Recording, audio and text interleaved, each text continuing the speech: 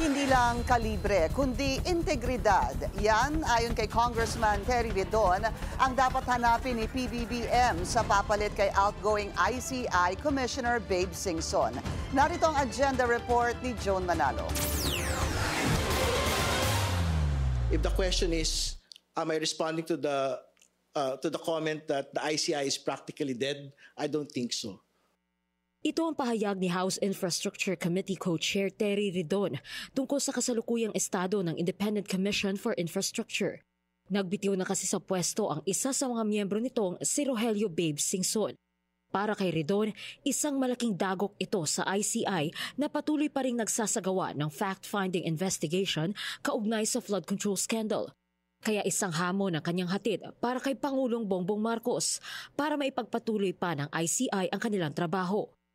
Moving forward, the President should be able to appoint a replacement for Secretary Singson with the same technical expertise, firstly, and secondly, with the same integrity. Maaari raw kumuha ng kapalit na engineer o engineering consultant mula sa gobyerno at maging sa private sector.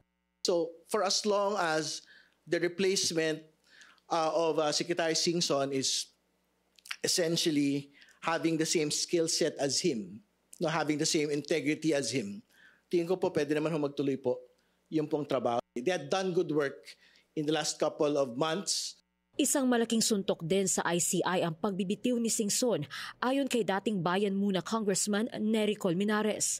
Anya, lalo nitong maaapektuhan ang kredibilidad ng komisyon na kinikwestiyon pa rin ng iilang mga kritiko. The independence of the ICI for many is not really credible. No? They were appointed by Malacanang, and so far the way they acted, it's really like are we not in a hurry here? So, and then they're not transparent. Bumuelta rin ang dating kongresista sa live stream guidelines ng ICI na mas pumapabor pa raw sa mga iniimbestigahan. In fact, the rules and their guidelines is more protective of the one being investigated than public interest.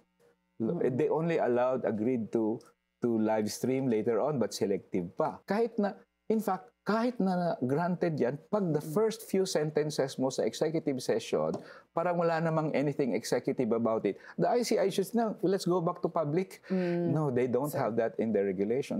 Kaya ang panawagan ng ilang mambabatas, ipasa na agad ang Independent Commission Against Infrastructure Corruption o ICAIC bill. That is a commitment of both House of Congress. At the level of Congress, tapos na ho siya doon sa main committee. Naipasa na ho siya. So, inililipat na lang ho doon sa other secondary committees like the House Appropriations Committee para ho magtuloy-tuloy na po yung proseso towards. Kapag kasi napasa ang panukalang ito, magkakaroon na ng kapangyarihan ang komisyon na makapagsampa ng mga kaso, makapaghain ng subpoena at makapag-issue ng hold departure orders. Sa ngayon nakabinbin pa rin sa Kamara ang panukalang batas na i-institutionalize ang ICAIC para mas madagdagan pa ang kapangyarihan ng komisyon. Kaya umaasa si Ridon na maisasalang na ito sa plenaryo bago sila mag-adjourn ngayong December 20. Para sa Agenda, Joan Manalo, Billionaire News Channel.